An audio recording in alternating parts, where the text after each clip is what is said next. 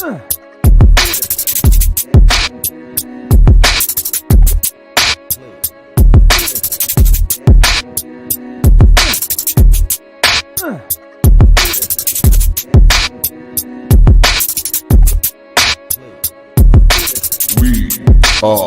Legion. What is up, YouTube? Welcome to the Legion of Comics. I'm Mark, and it's the Sunday night live show. It's at Week's End. This is a spoiler-filled look back at this week in comics and so much more. And there is some interesting and exciting stuff to talk about. But before we get into any of that, check this out.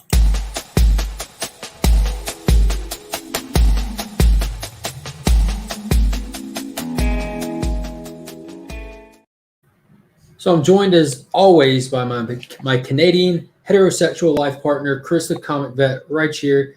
And Ryan cannot be with us tonight. He's got some stuff going on. And we have, by popular demand, Rob's Fat Stacks of Comics is here. And I appreciate you coming on. I heard that his regular schedule Sunday night stuff was canceled. So I immediately took advantage of that and messaged him on IG and said, "Hey, man, I heard you're a free agent tonight." That's right. I don't come cheap. I expect my royalty check to be fat and large, Yeah. like my stacks of comics. Nice.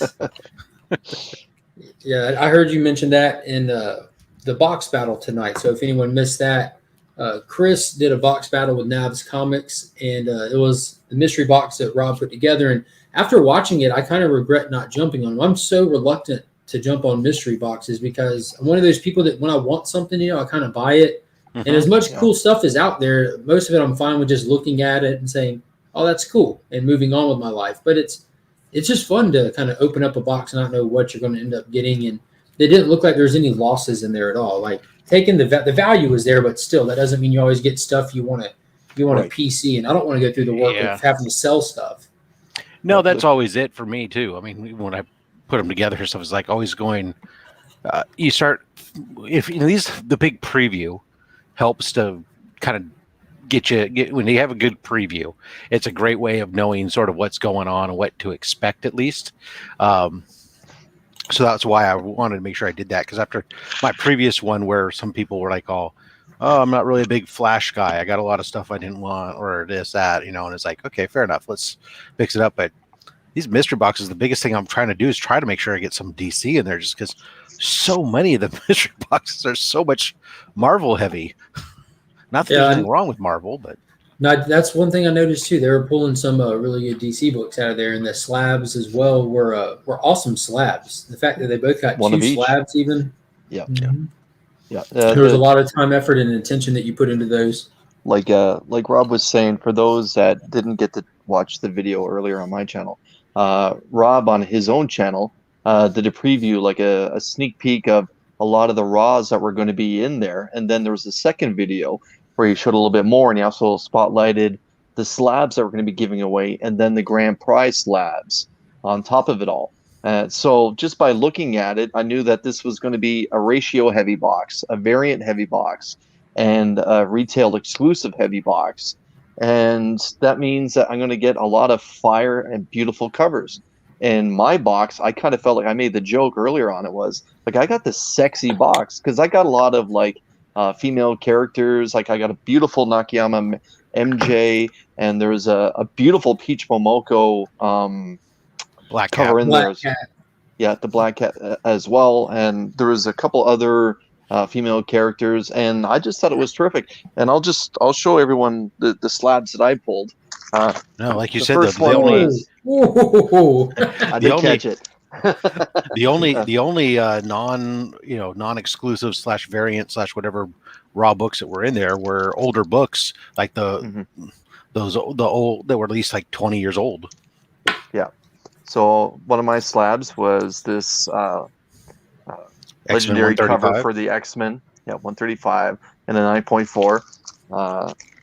Defeated by Dark Phoenix, and then I managed to get my hands on the variant cover, the Matina variant, basically for Batman '94, a quiet homage to Alex Ross's piece of art.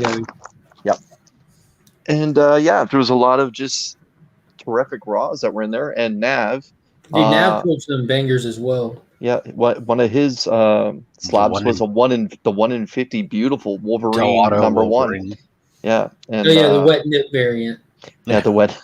So guys, if y'all haven't already, be sure to sub up to the Comic Vet. You know, him and I both do that collab video that posts on his channel every Sunday afternoon, and he does the box battles, he does hangouts, you know, new comic pools. He did a garage sale, like out of nowhere. He dropped that garage sale video yesterday, and where he just happened to come up on a garage sale that out of nowhere, and it was a whole garage full of long boxes. So if you want to see that, what he found in there, go check it out. And at the same time, hit up Rob's channel. You can find all these channels in a loop. Like, go check out Chris's stuff, and you'll find Rob in the description and all that good stuff. But give them a subscribe if you want to check out some awesome content. And it's Canadian, so you're helping diversity by subscribing to Chris.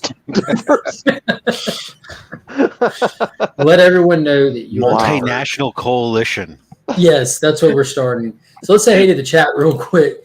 We had Ruben Guzman up in here from the beginning. Free Key Louie. Let's end this, people. We got Jason, the Southern Comic Geek. Appreciate you stopping by. Chop and drop as always. I appreciate the support. Jim, what's going on, my man?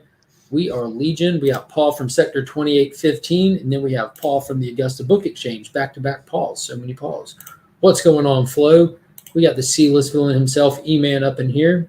Mars, hello, hello. Hope you're doing good. Sith Lordly, appreciate you stopping by.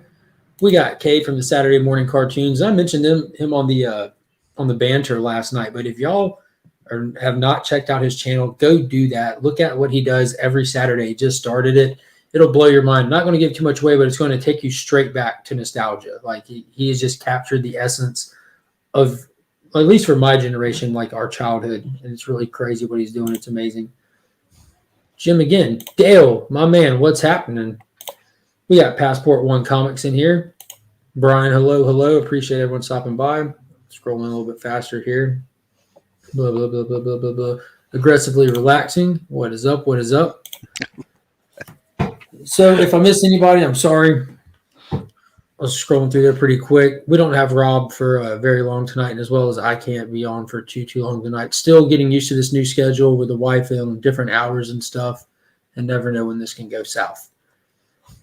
So getting right into it, like I mentioned to y'all, I wanted to talk about it a little bit on the Community Hangout Friday, but that quickly just goes wherever it goes on its own. But the big thing, comic news or pop culture news this week, in my opinion, at least for me, was the release of Matrix. Oh, what's going on, Bueller? I hope you've got your van set up or yeah. Big I have no clue what you're doing with it, but I saw you're doing the auction to buy a van, and this whole time since you did that, I'm like, what is he buying a van for? To go around and visit every LCS in the country. I thought it was to live by the river. Down by the river in a van. Down by the river. Down by the river. No, is that what he's really doing? He's going to go on a trip to go visit. Dude, that is awesome. That's really cool. Yeah, I enjoy his coffee videos. But yeah, biggest news for me this week was definitely the release of the Matrix Resurrections trailer. I don't know. I was like kind of like a kid when the first Matrix came out, so it was kind of mind blowing to see that at the time. So I kind of grew up enjoying the franchise a whole lot, you know. And when I watched that trailer, I was really skeptical if it was going to be any good. And watching it, I don't know, it looked awesome to me. Yeah, well, so I always approach trailers with a certain amount of optimism but cautious optimism, because trailers are, you know, a very small segment of the entire show. But yes, cautiously optimistic that it looks, what they showed looks amazing. But where's the story? Right. Obviously it looks like, obviously we left the Matrix with like a hard reboot essentially in its own right as a computer program. So now everything's starting to come back again. This they kind of alluded to in the originals, this cycle. Yeah, Zion had been destroyed numerous times. The Matrix had been reset, and so this is the next reboot. Yeah, that seems to be what the implication is here, right? Is that it's going around again? And okay, can we do it in less than 3 movies? Because I don't need 3 movies rehashing the first 3 movies that really kind of went off a cliff towards the end, right? So, Dude, I know that's the consensus with everybody, and I will not Right. argue that that's the I enjoyed consensus, all but three. I will I I didn't will say I didn't disagree. enjoy them, but Yeah. Well, I don't think there's anything that would have topped the first one. right. No, I mean, the Because first no, your one, mind it was blown. too groundbreaking. Mhm. Yeah, and then the second one, for me at least, was just an action-packed thrill ride, and that's really where they started the story. Like the first one was straight introduction, and the second Right. one was laying out what's happening. I was completely fine with it. And that third one, when we took a turn and was just a giant battle for Zion, pretty much like and watching them in the big exosuits, like this is nuts, man. Well, the third one became It was also very heavy it was with a more of a lot war of movie. data that you. I mean, there was a lot of data that got dump loaded into your head to understand the twists and turns throughout it all. That I mean, I've watched it multiple times, and I still don't think I get it 100%. But Well, the architect is way above the three of us put together. Let's be honest. Dude, and see, I love that character. Yeah, And the I'm not conversation gonna, between Neo and the architect was wonderful. yeah, Wonderful. yeah, that whole scene was great. I left it confused the first time I watched it. Not gonna lie, I'm not confused of what the concept was, but confused about the exact dialogue. But Oh, again, the that word was soup the was point. incredible. Yeah, I Right. think that was the point. If I walked out of that conversation and understood it all, like I would be Rain Man or something. You know what I mean? That's Like, a whole different level. Like, yeah, but I it, enjoyed the trailer. it Yeah, was go for it ahead. was that part of it, I think, was for people who actually got those English degrees that got told that they were never going to have any use for their English degree. they had They one walked use. they Your walked your out of that doctrine of movie. English They is a walked out of waste the of movie and money. said, "Mom, look at me! I Yeah. understood that." Everyone else walked out scratching their head. They walked out with their chest up. Peasants gonna walk by. No, but I mean, yeah, the new trailer definitely looked. It looked like a movie I want to make. I would actually leave my house and go back to the cinema to go see. Yeah, and see, I've enjoyed the being able to watch everything at home with Yes, kids and everything. Right, I have loved it. I've especially all the HBO drops because they've had a lot of movies. They haven't held back their slate. That was their game plan. Like we got what was it, 17 to 21 movies for this year. They're like we're dropping them all same day as theater.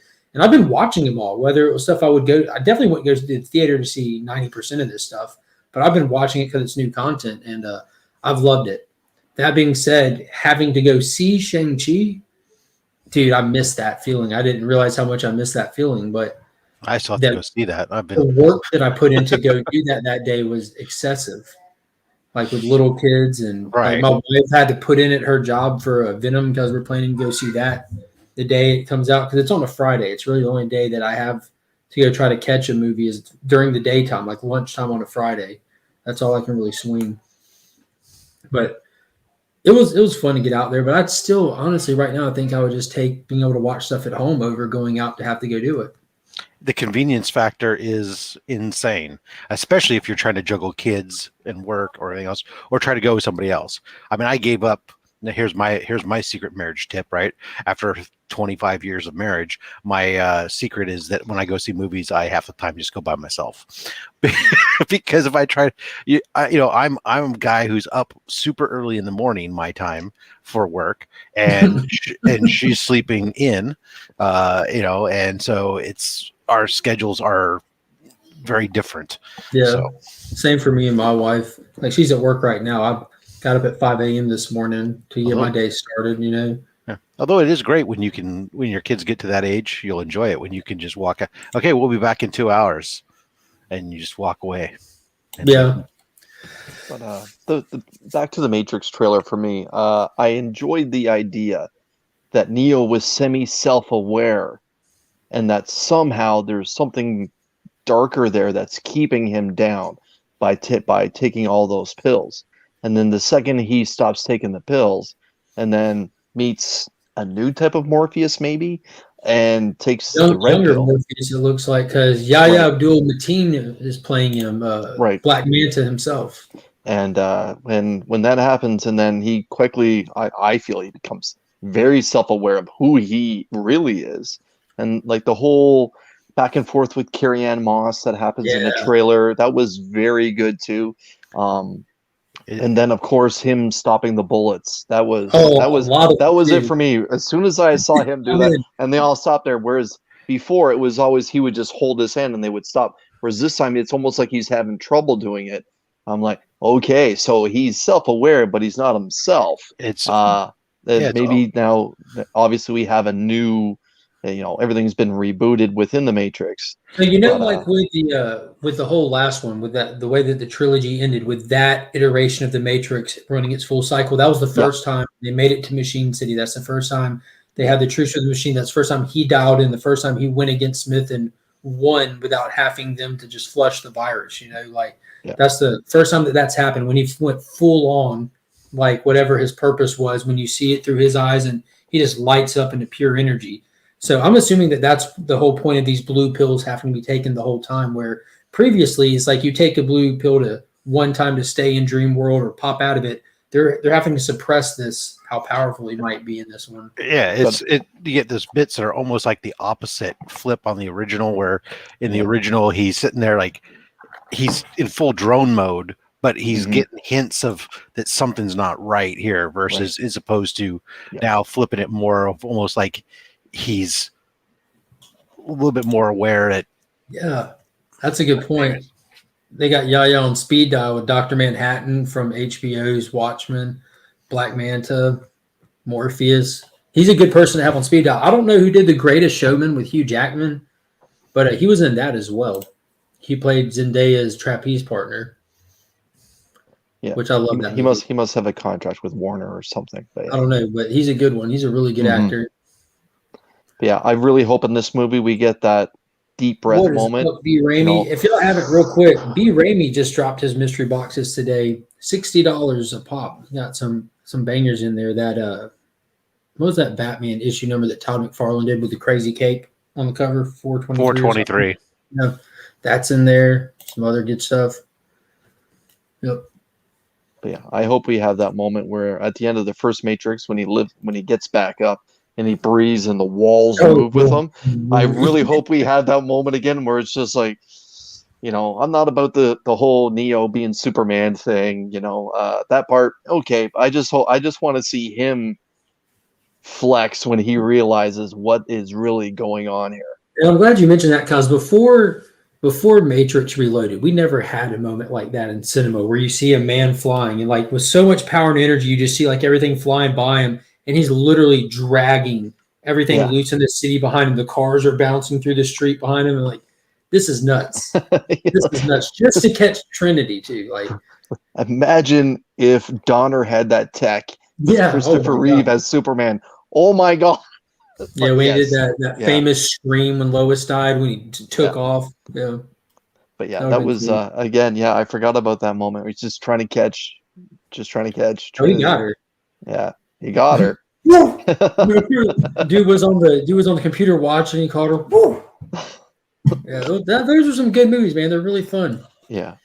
And I did see when I was looking at it that what's his name, Merovingian, the guy from the second one who had the two like ghost dudes as his bodyguards. He's going to be back in it. So there's going to be some familiar faces and recurring characters.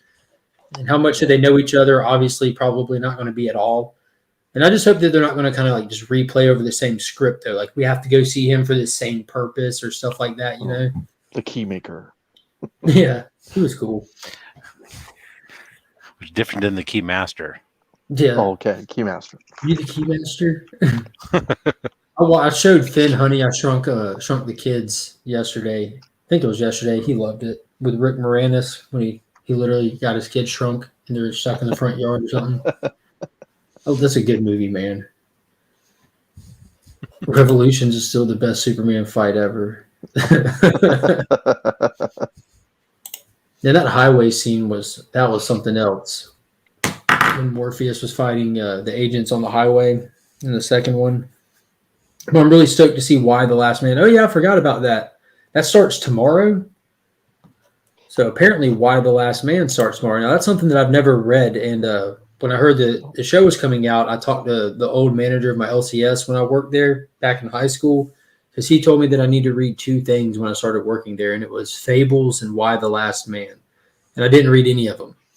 And I just started reading Fables this summer, and it's fantastic. But I messaged him and asked him if I should read the book before I watch the show. He said, just watch the show first in case they hit on some stuff and miss on some stuff. You really won't know the difference.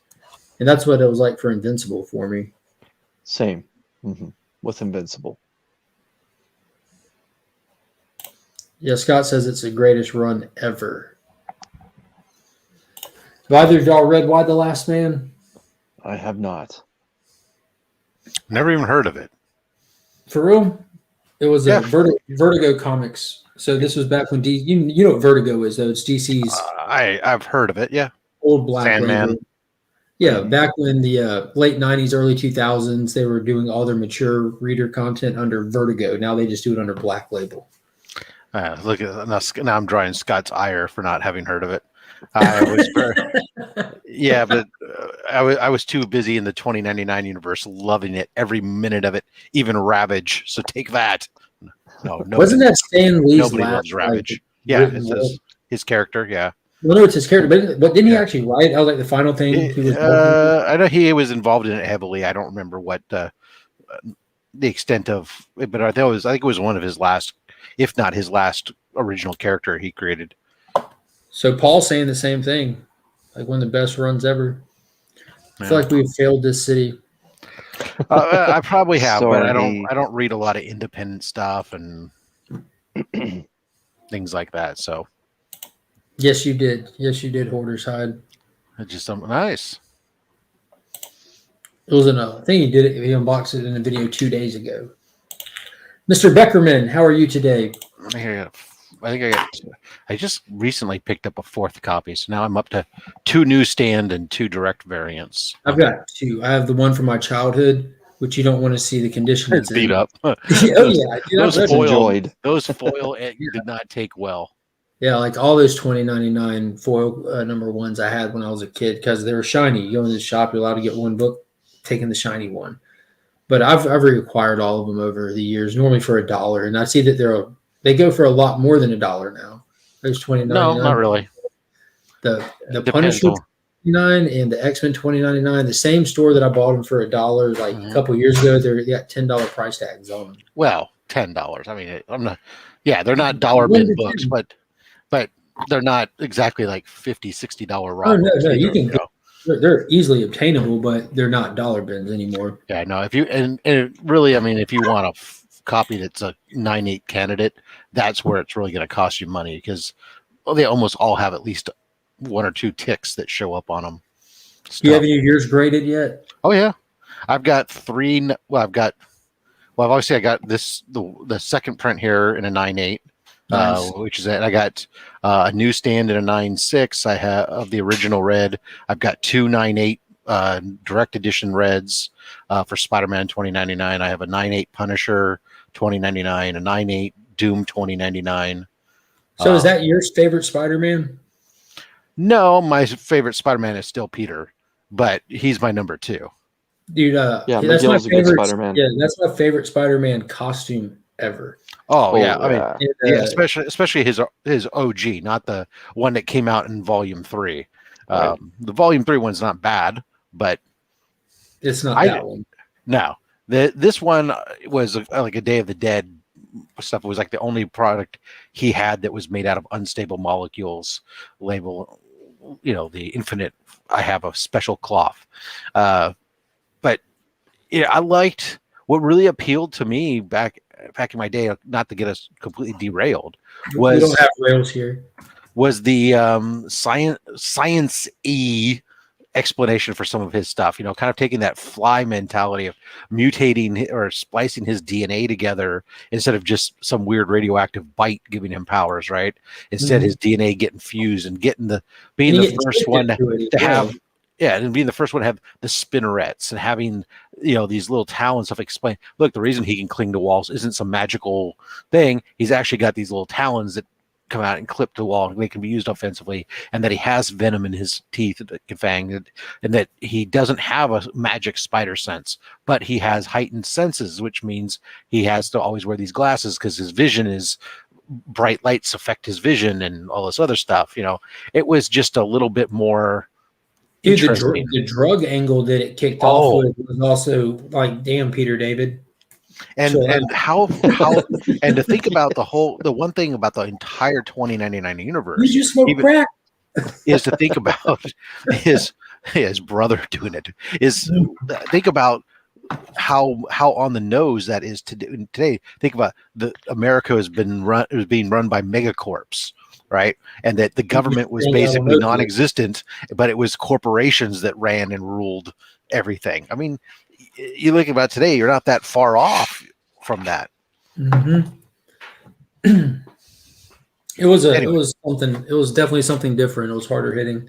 Yeah, for sure. And that was right when I first started getting into comics. It was one of the Spider-Man 2099 was one of the few that was. I think the PX at the military school I was at had only one spinner rack, and that was one of the books that was there every month.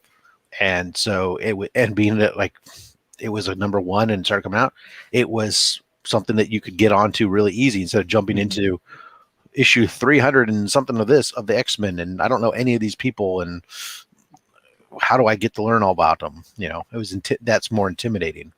So do you consider that his first appearance or the ASM preview? You talk about the ASM 365 or whatever. Mm-hmm. You know, the 360 is funny because they call 365 his first appearance, most of them. But the reality is that those are those are preview pages from the first book. So it's not like it's an original appearance. It's just we released the first couple pages for the book ahead of time. So I don't know. I get chronologically it was released first, and as a teaser. Does that dissuade the number one being his first appearance? It's the same pages. I don't think it does, but obviously from a collector standpoint, you got to have both. So yeah, I have about 7 or 8 copies of ASM 365. So there's the actual answer. I don't know. I only have a 9.6 is the best I've been able to get my hands on. The 9.8 is eluded you. It has. I've got 2 copies of it and 2 copies of 2099 number 1, and I pick them up here and there. But like previously on the channel, when I end up with like the third set of both, that's a giveaway, or let it. Yeah, I've given away a few copies of Spider-Man 2099. Try to keep the best copies I find. So I keep myself back. Every time I go over 10 copies, I do give away a few. But the 365, I don't think I've given away one of those yet. Hey, John, what's happening, brother? Glad you could stop by. So another thing that was very new news that came to light is Al Ewing, his art partner for the past 50 issues of Immortal Hulk, Joe Bennett, has been officially and forever fired from Marvel. He's been kicked out of Marvel. Did he do something bad? I missed the story. Well, it's down to interpretation, I guess. Yeah. So what the article stated, and without pulling up the article and reading it, is that Joe Bennett did all I can do is liken it to what we get in our newspapers with the political satire. The political satire drawings. He did one of those, and it didn't specify what it was for, if it was just a personal drawing of his own, but he did a political satire piece of art some time ago of a president of Brazil,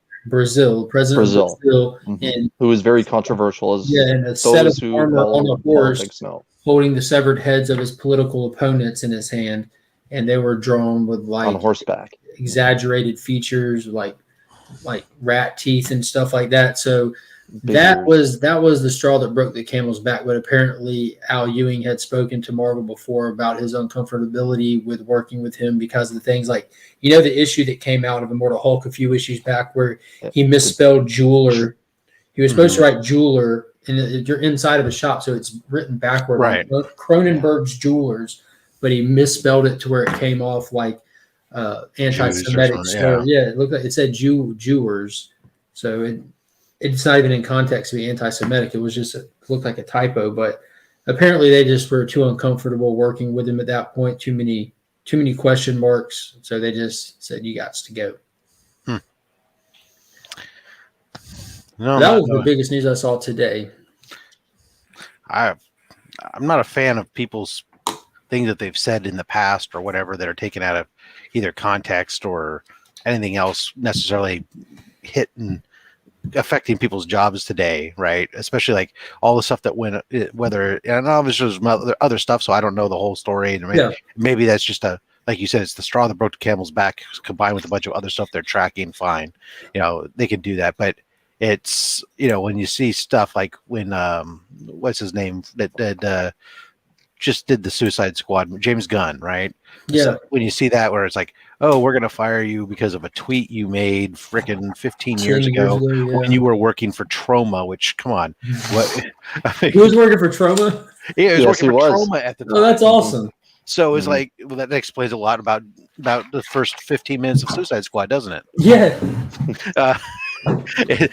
Yeah, he was on Romeo and Juliet, I think was one of his things. But yeah, that's why Lloyd Kaufman had a cameo in Suicide Squad, because I didn't see him. Where was he? Yeah, he was in the bar. He's macking on some ladies. Yeah, nice. That makes sense. That's awesome. But yeah, he's in there. I haven't dissected that movie yet, man. I didn't realize there's gonna be so many little hidden gems in it. Both movies have a lot of stuff that throw back to that. Yeah, dude, I think he would have actually been canceled had it not been the Guardians of the Galaxy was so well received, not just by the audience, but the people that had the opportunity to work with him and actually see what kind of person he is firsthand. Because you had people like Batista and them, like, dude, I'm not coming back if he's not coming back. Like, people spoke out on his behalf to like the person that he is. They're basically real-time character witnesses. Like, dude, that's not who this guy is. Yeah, but the other thing, look, it's not the studio business of the 1930s and 40s where they own you, right? You're a contractor, and it's fine that you don't want to work with this guy anymore for whatever reason. Fine, you have an image, you got to go. That's part of working, right? Is I work for you, and yeah, I might represent you to some degree. I might represent you, but at the same time, stuff that there's got to be a shelf life on certain things, and right when if somebody made a comment about something 15, 20 years ago when a political climate and everything else was different, and now no longer believes that. Hell, people's political opinions and beliefs and all stuff change over time. 100%. My beliefs of when I was 20 and versus how they are now, and I'm near 50, is completely different, right? And so anything I said there, if you were to sit there and say, well, when you were 24, Rob, and you said this, so you're fired. That's kind of ridiculous. I couldn't agree with you more. I'm trying to agree with you more, but I can't, because that's how much I already agree with you. I see what you did there. Unlike Captain Canuck over here, huh? Yeah. Sometimes they change in the same interview. Yeah, that's the beauty of being human, though. Who's going to die on any hill? Like, especially 10 years later, life changes, perspectives change, and normally, hopefully, for the better. And if you have somebody that said something negative or slur 15 years ago, and then you ask them today about it, they'd be like, "Yeah, I was stupid." You shouldn't chastise them, cancel them. You should say, "High five." Yeah, I was young. I was young, dumb, and yeah. You know the rest. Take a second there, Chris. Yeah. All right. Yeah, that was something that came out. There's also, I'm not into video games. I don't know if either one of you guys video game. Chris knows like he videos games. Yeah, well, you talk on those, because I don't, man. I'm on Nintendo 64 still.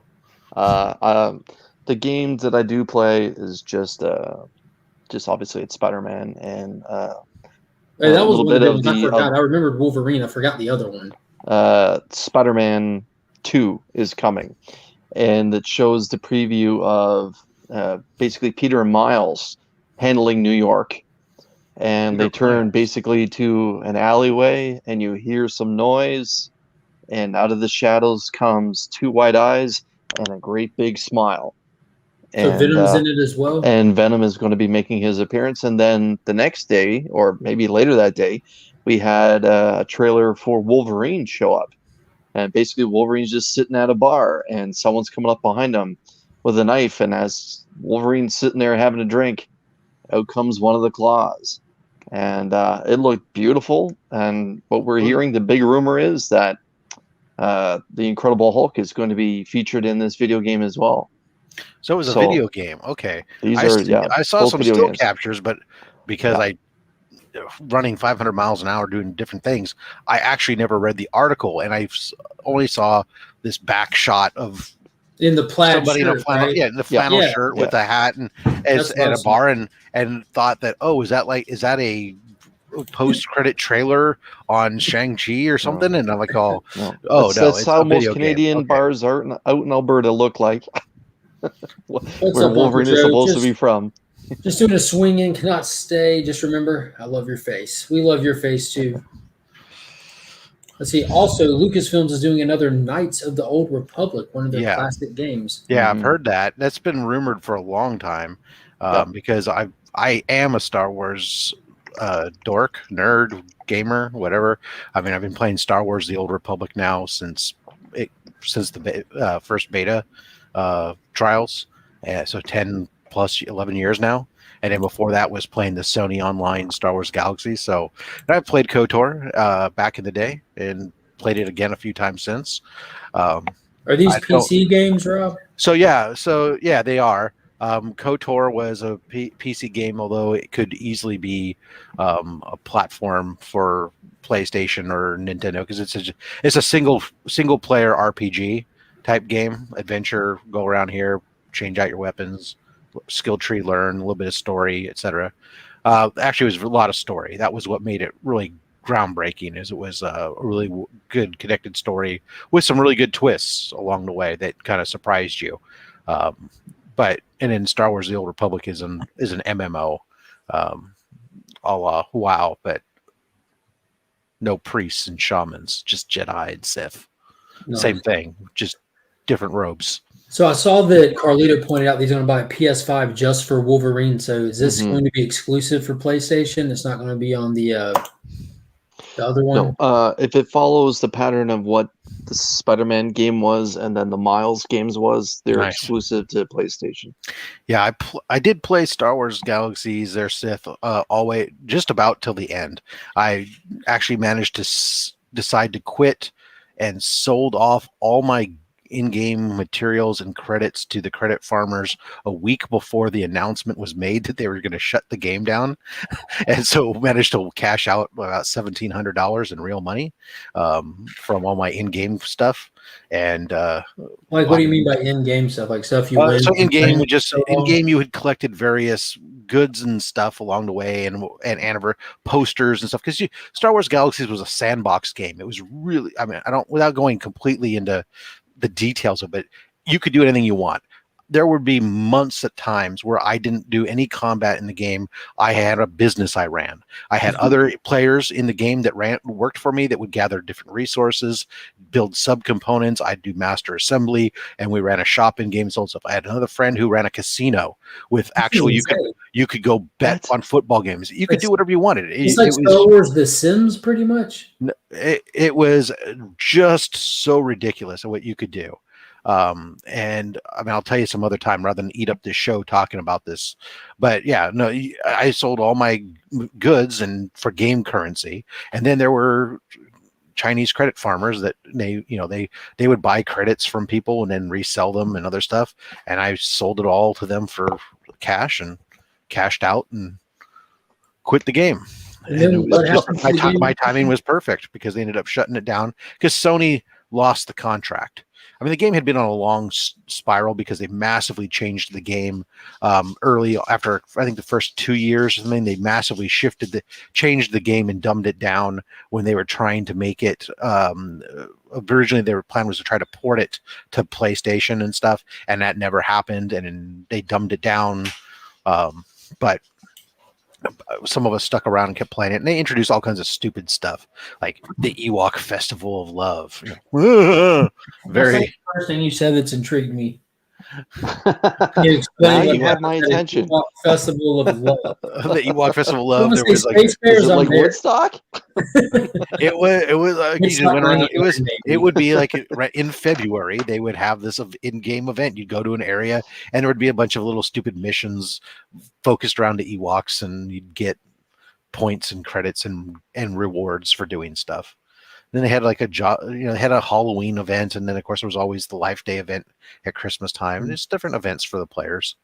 The coolest thing about that game, though, the really coolest thing was that in there, when you were fighting against other players, like if I was fighting Chris and Chris killed me, I would pop up and give me an option to put a bounty on his head.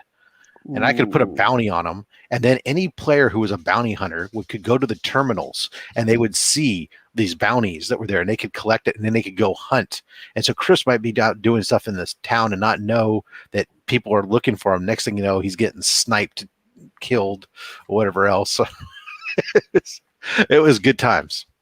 Sounds like my normal life, but yeah. For a while there, I played this game, and God, I forget the name of it, but it was for a newer console. It was like for a PS3 or something.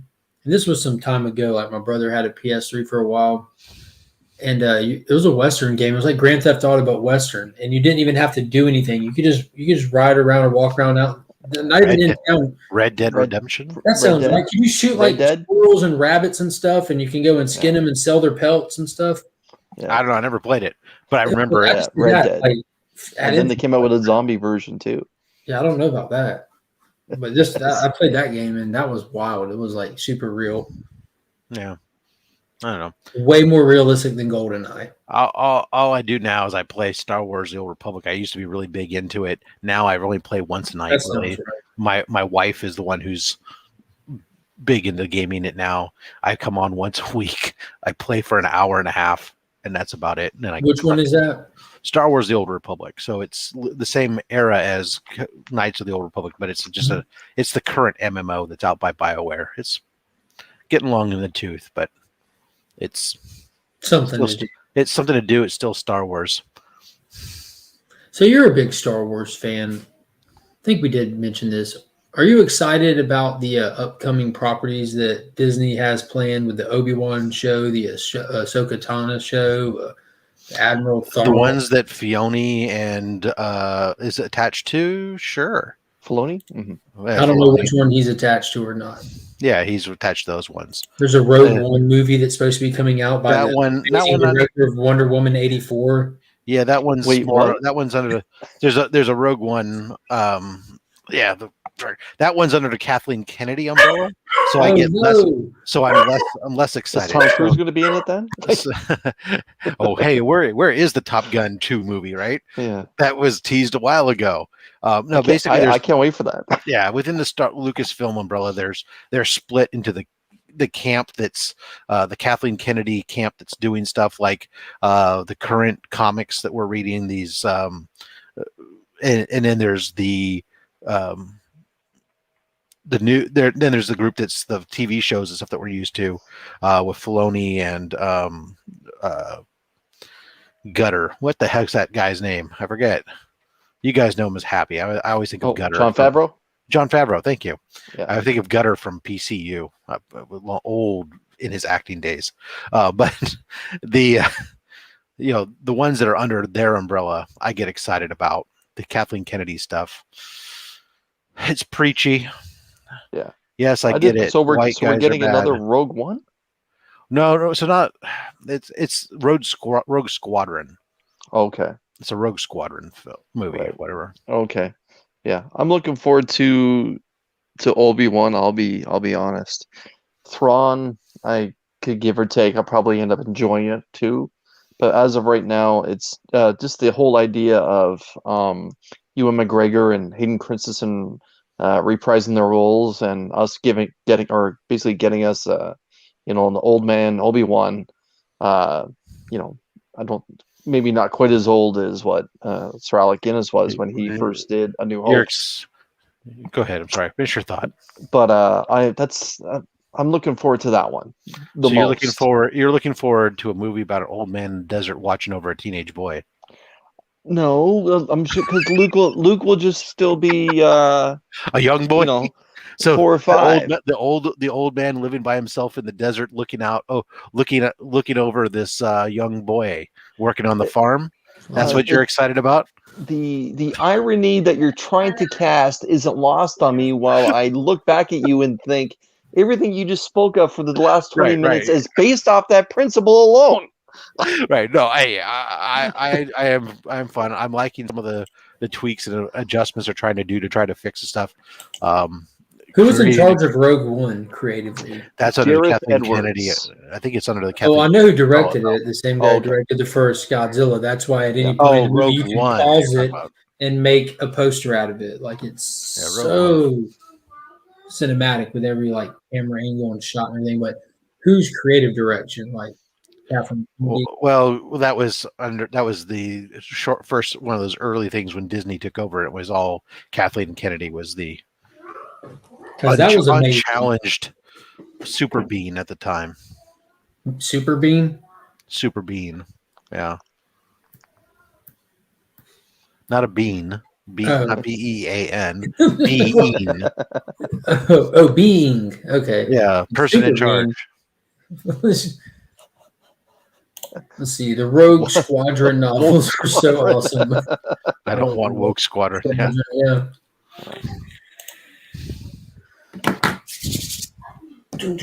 But let's talk it. Let's talk just a You bit got about Rob what for a if. couple more minutes. Okay. Well, Rob? You said you haven't seen What If, the latest. This week I've held off. Once I heard that it was a Okay. two, I haven't been watching it the day it comes out because it's not that super exciting to me, and I've been able to manage to Mhm. avoid most spoilers. But Mhm. when I found out that it was a two-parter, I said, you know what? Rather than me watch one part and then have to wait for that, I'm just wait till another week and then watch both Okay. parts together at once. All right, you can wait. I heard though, zombies. Got it.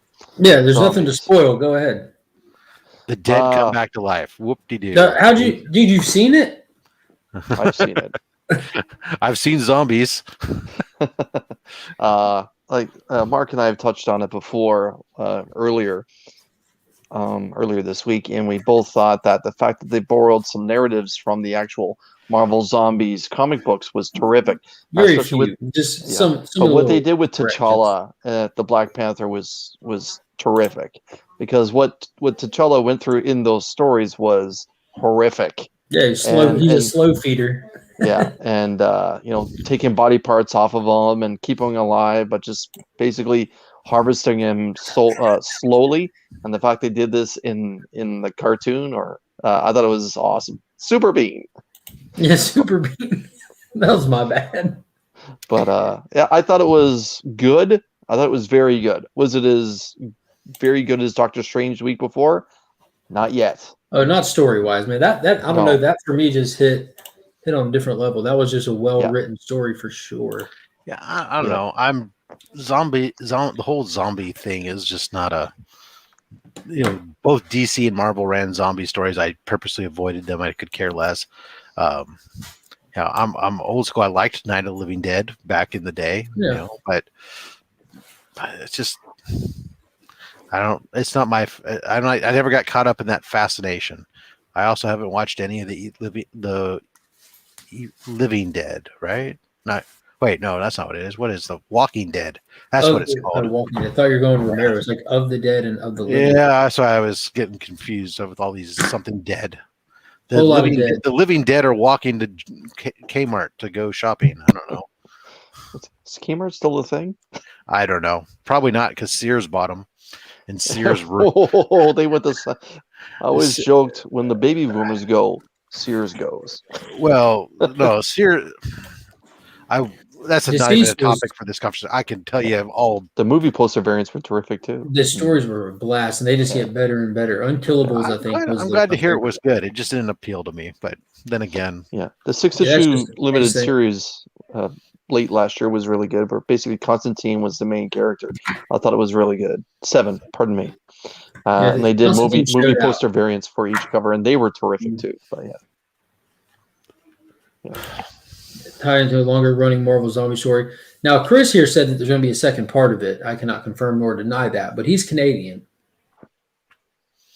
Well, that part's true. Yes. What's going on? Free Energy's up in the chat. I'm going to get I was going to say my first year's. Hey, when do we get my a new soul is season Canadian, but my thoughts are American. We'll put it that way. When do we get our new season of the Harley Quinn show? I don't know, but there's going to be a short miniseries that's dropping this month. This Wednesday. Yeah. Oh, it starts this Wednesday? Yes, Yeah, it does. I would strongly consider to make it my Dude, my that pick. show is amazing. Yeah, it's Oh, no, and it's absolutely. so much fun. Cyborgman, it was the best part when he transformed into a car and just how much excruciating pain and grotesque that was. Yeah, because it wasn't captured. It was never captured in the New 52 when they introduced Cyborgman. But I mean, but when they did that, I was like, oh my god, makes sense. So Yeah, no, I'm people said the excited second to- part of Zombies is coming for sure. Do we know if it's coming next week or if it's just coming in general? Not missing out on Coles. Deceased Dead Planet was probably my favorite event type book this year. It was good. It was a blast, Yes, man. it was. Yeah, that's There was that's some one I was amazing, talking about. there's some amazing dynamics in it when Damien and Jonathan went to fighting. He's like, "Dude, you just hit my best friend," and he just turned up and started wrecking Amazos. Kite Man, yeah, Kite Man was God. He's that whole Kite Man, show, bro. that whole show is insane. Oh, Yeah, dude, no, we have great. we have our next guest for tonight, the one, the only, Beckerman. Kite Man. Hell yeah. Hell yeah, No, it's Kitman. Kitman. No, I think it's No, there's separated. it's separated. Yeah, that's, What is it? It's I hope Kite Man. not. I hope not. It's not like Starman. It's not Kite Man. We're walking a real weird line with this one. Let's just leave it at that. Kite Man. Let's just. It is Kite Man. They do. I think it has the hyphen in it. I'm not sure, but as far as the show having It doesn't a sound like a third very season, PC thing to do, though. no, I'm not sure when and if the next season is going to come out. I'm assuming there's going to be one if they're hyping it up with an actual 6-issue miniseries. So we know that Titans is getting close to the end. We know that on the 22nd of this month, Doom Patrol comes back, which, oh my God, that show is amazing. That's a horse of a different color right there. You've got to be into obscure stuff to enjoy it. But if you are, it's a blast. It is outrageous. Yes, Chris is Canadian. Look how nice the inside of the igloo looks. It's got a nice. That's why healthy- That That's why blank nothing- wall behind him represents. That's why Canada. there's nothing on the wall, because with the ice melts, it just everything falls down. So he has to. See, and I did the same thing. I have 100% Matina covers for all 3 series of Deceased, as well as the one shot with Deathstroke on it. Yeah, I love those. Which they kind of threw off the format of them with the first 3 issues of Dead Planet when they did like the full body shot of Jonathan, Damien, and Cassie with like the claw rips through it. But they were still cool. But then we started getting like Dr. Fate and Mr. Miracle at the tail end. They were insane.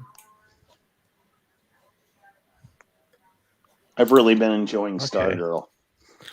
So Oh, you just got caught up on it, right? No, I'm slogging through it. I'm on episode 6 or so. I went to a football game today, so that ate up most of my day. my DVR keeps You're trying lucky to by that force me pick to in the watch fourth, in Stargirl. the last minute. I'll be honest. How How far luck. are you? How far are you into the first season? 6 episodes. Just off the bat, what did you think of the opening to the show itself? I thought it was amazing. Honestly, That was amazing, right? yeah. I noticed 2 characters were.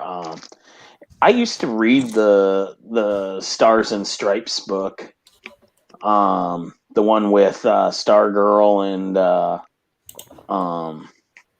Stripesy in the armor. I thought that was. I got that and I got Impulse, so I was big into both, Nice. and it reminds me of that feel. I'm on a second season of Stargirl, but it's maybe the best DC show, Sweet Tooth. I don't know. Go back. Superman and Lois is pretty good. Of course, we're going to get the 3rd season of Harley Quinn. I'm just now reading it, trying to read it. Not only was it renewed, but that was the whole shtick 2 months ago when DC cut out one of the scenes where Batman was going to take care of Catwoman. That was actually supposed to be in the show. Yeah, for season 3. Yeah. Oh, I forgot all about that. Dude, I got so sidetracked by the actual image that was drawn that Snyder posted. No, it was Snyder, right? Yeah, it was so Zack many Snyder. people. There was so much stuff going on with that. Yeah. Yeah. But Yeah, that's right. Does it have any kind of release date on there? no, it doesn't say anything other than that they're in production, putting it all together and stuff. So That's fantastic. That is a amazing show. They do so well with it. I love the way that the weird relationship between Jim Gordon and Batman. Dude, Jim Gordon's a psychopath in that show. Becker, have you watched any of the Harley Quinn animated show? It's for adults only. Yeah, I'm current on that. Yeah, it's insane. Yeah, I've enjoyed it. I really like Kite Man, and I love. Almost got me there. He's questioning himself now. I like Bane. Oh You guys don't like me. yeah, Young Justice. That's another one that got picked up when DC Universe launched their app and they brought it back. And dude, that's a well done show. This just in breaking news. Kite Man is actually, we're both wrong. It's actually two different words. Perfect. No hyphen. No hyphen. It's just two words. That's Kite what we and like man. to hear. That's what we like to hear. Oh yeah. DC's got a real issue with it. Yeah, I think And his somebody was chair. having problems with Superman. They didn't know about it. Long story short, one night I thought it'd be funny to troll everybody by pointing out that if you were to read Superman as a name, there's no break in it, so you would read it all as one thing. Where Spider-Man, like Chris is holding up there, has a hyphen, which gives you the pause. So you should technically, Superman's name should be Superman. And you likened it to the example of you don't say Goldman, you say Mr. Goldman. Right. Or Ryan Stegman is my go-to a lot. You don't call him Stegman, you call him Ryan Stegman. So Superman. and Batman. and even Starman. Nobody anyway. calls Aquaman. Aquaman. That's definitely become a thing that now follows me every time somebody has me on something. It's like somebody in a chat will inevitably say it. Yeah. It's taken on a life of its own. Yeah. It's not going anywhere. You got to be known for something, and it could be worse. Hence Yes. why, as you see from his name listed on the screen, it's Beckerman. Yeah, Carlito got me to do that. Yeah. I'm glad he was did. really happy. He begged me. He was like, This "Dude, has you been gotta do educational. it." I call him Stagman all the time. When you guys, With the hyphen. Just The make sure you stag. pronounce that T. yeah, I gotta say, Beckerman is completely a Carlito idea. He probably owns it. That's nice. At least he's come up with one good idea. Oh dang, Oh, savage. that wasn't very nice. Burr, burr, burr, burr. We all know Carlito. It was right on time.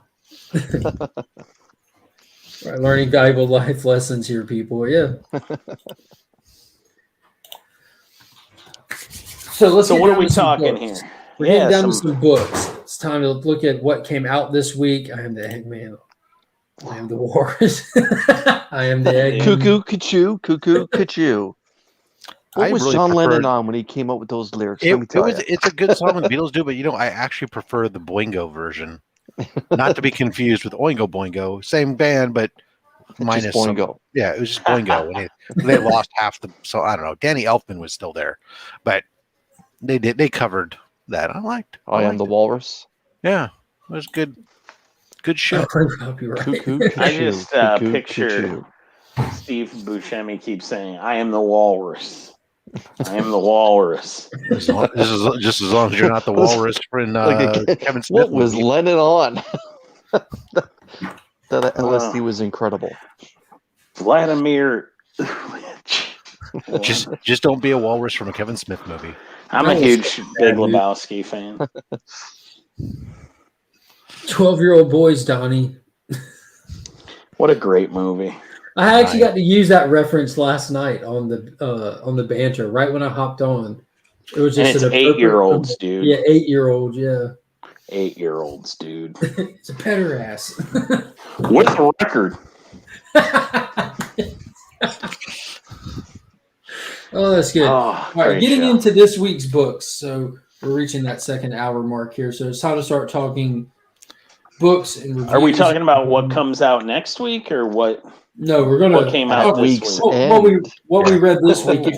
Right. If you want to later on before I'm we going to leave, take this segment here. I'm to kind of scoot on out because I need to go cook dinner. So thank you all for having me on. dude, I appreciate you coming for sure. I'm I'm glad that you had a hole in your. I'm going to tag in my tag team partner here who's going to. There you go, tag. Boom. There you go. He's taking over. All right, Rob. Thank you again. I'm glad you We're had a identical little gap twins. in your schedule. Clearly, Yes. basically we're basically the same guy. We are, because didn't you go to a Kansas City game today? I did. Right, and I'm a Niners fan, so all our players just go there. Well, you live in California, which is Right. essentially the Midwest. Yeah, but I mean, our quarterbacks just go there to retire, right? Oh yeah, Montana. Alex Smith, Steve DeBerg, Joe Montana, Steve Bono. Alex Smith. Yeah. Mark, how you doing over there with all this All right, I'll sports talk to you talk? later. Oh, I zoned out immediately. Yeah, he was like sports, but Bro, look, how much have y'all seen me chat in the Burke fam today? not at all. I was the first person to chat in it for the day, and then immediately started going into foosball. I'm like, why am I even here? What am I paying for? I ask that all the time. I don't pay. Peace off. All right. See you, Rob. All right, Rob. See you, Rob. All right, so what's your first book up? Oh, let's see. I'm just going to show off real quick what I picked Yeah, up and let's then show what we y'all got. decide. I got that Suicide Squad Get Joker, issue number 2, Swamp Thing, issue number 7, Batman, which is the official second kickoff to Fear State. Pull yourself up there, Mark. No, you do it. Batman Catwoman number 7, which, by the way, this was not Clay Mann art in here. I was pleasantly surprised. I love the Clay Mann art on these interiors, but my dude Liam Sharp stepped in. I don't know if that was a one-off, a mid-series breaker if he's taking over the second half, but love me some Liam Sharp. It makes Infinite you wonder if it's Frontier. already behind. Yeah, I doubt it. Suicide Well, Squad number 7. I think it was done in advance. At least his writing should be done on it. Yeah. Suicide Squad Annual and Nice House on the Lake are the ones that I've picked up already. As y'all know, I go on Tuesdays to pick up my DC stuff. I haven't been to pick up my other stuff, but I have read the new issue of Mighty Morphin that's on my pool, and I read The Last Flight Out digital that was really fantastic. And I don't think I had any Marvel pickups or reads this week. It's already a low number of books that I get or read from Marvel, and none of them came out this week. Evils is saying we're getting 3 issues from Liam. Well, that is music to my heart. I love that dude. I doubt you can see it. I don't know if you can see it right here or not, but boom. There's that Liam Sharp Justice League variant right there. What'd y'all pick up? I picked up an older one-store variant of this wonderful Kitty Pryde and Lockheed coming through a wall. This is X-Men 15. Stormbreakers, Carmen Canero. Nobody told Carmen that they have to be touching Kitty to phase with Kitty. Right. I don't care. Lockheed is awesome. So I picked that up. And all right, and the stuff that came out this week, I picked up some Nick Spencer garbage, but there is actually there's a secondary story in here. Features. We'll talk about that. Last Flight Out. Cats in the cool. You Cradle. picked it up. Nice. Yeah. The Cats in the Cradle story, in my opinion. I picked up the second printing of To Me You Love in the Dark. And also That was issue 1. That was issue 1. This is issue 2 of To Me You Love in the Dark. Reminds me of that Nickelodeon show from back in the day, Are You Afraid of the Dark? Are Which You was Afraid of the Dark? A kid's version of Tales from the Crypt. Right. Toxin. Puzzle Box 2. It's just a fun cover, let me tell you. Yeah, that's the one where Harley's extra thick. A little bit of a cliffhanger ending to The Nice House on the Lake, issue 4. And I'm glad to find out what's going on with Superboy in Suicide Squad. That's it. That's all. Mr. Beckerman, do you have your books for this week handy? I grabbed a few up. I got a lot of books as always, so I'm just going to talk about a few of them. Sounds good. I will do an initial quick read of a book, and then days later if I liked what I read in my quick read, I'll go back and reread it slower. I'll knock through all my books the first day just so I don't get stuff spoiled for me. And then I'll go back. Yeah. I wasn't very kind to this book the first time I talked about it this week, but Savage Avengers is getting steadily better. Yeah, you were very rough on that. Who's the creative team on that, Mike? Dugan and Zerker. Okay. So Pat Zerker on art and Jerry Dugan. Okay. I thought Jim Zub was on it, but okay. He was. All right. All right. But I don't think it's a fill-in, though. Who knows? I mean, I don't always pay attention to that. I should. I do on some people. Yeah, this was a lot better than I gave. I kind of crapped on it the first time around. And on my second read of Infinite Frontier, I liked it even more. Even more. Yeah, I went back to that one myself, and I never go back. See, I kind of have to. I can speed read. Like, just, I get the gist of what's going on, but I don't dive into panels, and I don't think about what I'm reading. I just get through them. That way, nobody can spoil me. I'm disappointed in Blue and Gold that I hear they're already going to be falling a few months behind, and it's only issue 2. I don't think 3 is going to come out now until the end of November. Which one is that? Blue and Gold. Blue and Gold. Oh, and wow. I'm sorry, at this point, I feel Dan Jurgens should just be able to vomit out a script for 8 pages or 8 books of Blue and Gold. I mean, he knows those characters so well. What's the holdup? Nice House on the Lake. I'm still digging it. I actually did not read this one a second time yet, but I'm planning to. Today really messed me up through my readings, and then I enjoyed this. I thought this is okay. I'll keep Joker. getting it. Mm-hmm. Yep, Get Joker is fun. Reminds me a lot of books similar to it that they've done in the past. But it's a fun story. Enough. All right.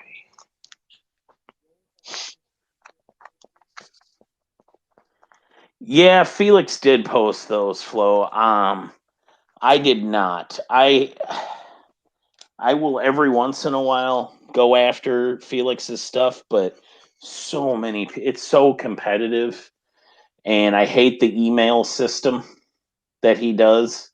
For those who don't know, Felix is a comic art rep, and he drops like he has some pretty big clients. Stegman is one of them. And when he drops a book, you have to email with the page you want. And if you want like 3 pages and you put all 3 in, it's all or nothing. You're either going to get everything you ask. So it goes fast too. And then the one time I won on it, I ended up having to buy way more than I wanted because I just, did the shotgun method of, well, I'll take these 4 pages figuring I might get one of them. And I ended up getting like 2 or 3, and it was kind of the sticker shock there was bad, but I was able to get rid of 2 of them. So anyway, I don't care for how Felix does his art drops. Is the long version of that, Flow.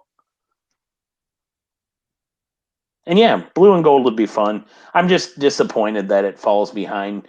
That really loses my interest in a book. Mark, you're muted. I'm sorry. I thought it was about just to say me.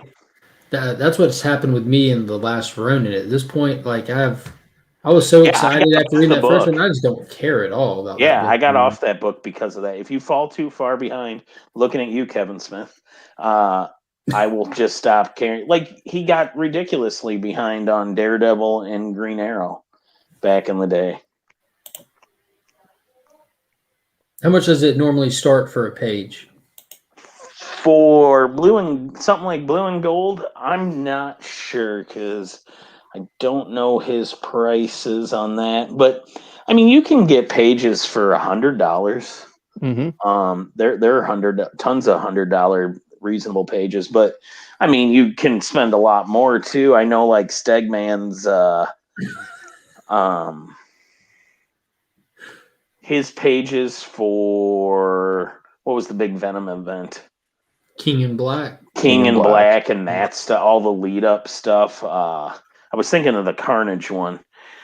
There are some Carnage. Whatever that Carnage series was. There are some heavy hitters out in Felix's Rolodex, and there are guys who like to buy complete books. That's where that not a single page will come available because one guy comes in and buys it all for one massive price. Jeez. Wow. Yeah, complete. And that's another thing. Felix caters to complete book buyers, and yeah, I'm not living like that. I might spend $500 once in a while to get. I think I got one of the really popular Venom pages. Yes, my trick worked.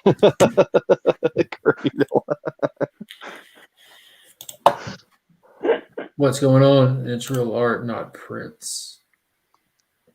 Yeah. Yeah. Yeah, it's the real art. And it's not like blue lines or anything or digital art. Beckerman and Chris the comic. That Beckerman thing, I'm going to have to end up buying it from Carlito. Yeah, you're going to change your Instagram, everything now. I guess. Go ahead. My Instagram that I've never made a post from. Well, you respond to the messages, so that's all that really matters. Yeah, that's true. Yeah. So I'm excited to talk about this book. Those questions were already thrown in the chat. But Infinite Frontier, Joshua Williamson wrote this. It was 6 issues. This was the final issue, and this was really the first real follow-up story that we got after the Infinite Frontier #0 one-shot that came out directly behind Future State, where it introduces us to this new Omega level dark side, this final form dark side, if you will, where it's like the best of all the dark sides all into one new version of dark side on this new Earth called Earth Omega. And they introduce him by just him completely killing the Quintessent without any effort, without them being able to do anything. And that was where it left us on a cliffhanger until this story. Yeah. So I'm going to answer. Go ahead. I'm fathering. Yeah, so to answer Evil's comment a little better about Stegman, when you buy his art, actually, you get 2 pages. You get his pencils, and then he likes to ink over blue line of himself. So you get his pencils and his inks, both from him. So technically, you're getting 2 for 1, kind of. But I mean, I believe he's priced accordingly to the fact that you're getting 2 of his pages. But if you wanted to get some of your money back and you prefer inks, it's his inks over his own blue lines, you could keep that page and sell the pencils.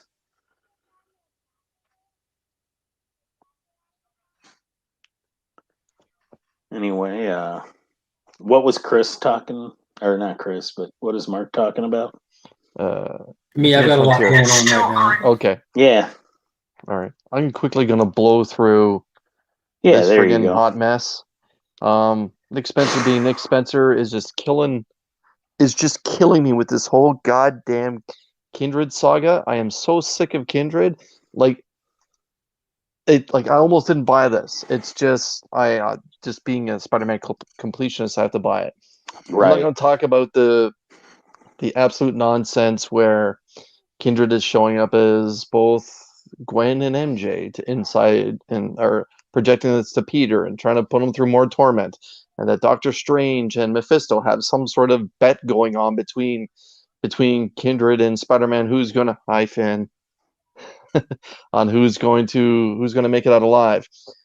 But at the end of the book, there's a very short story where both Spider-Man and Captain America are standing side by side, and then you get to see what they're looking at, and they're looking at a bell in memorial of 9/11, and they're standing together, and you get to see a hand which looks like a firefighter in dress blues or dress blacks reach under and ring the bell.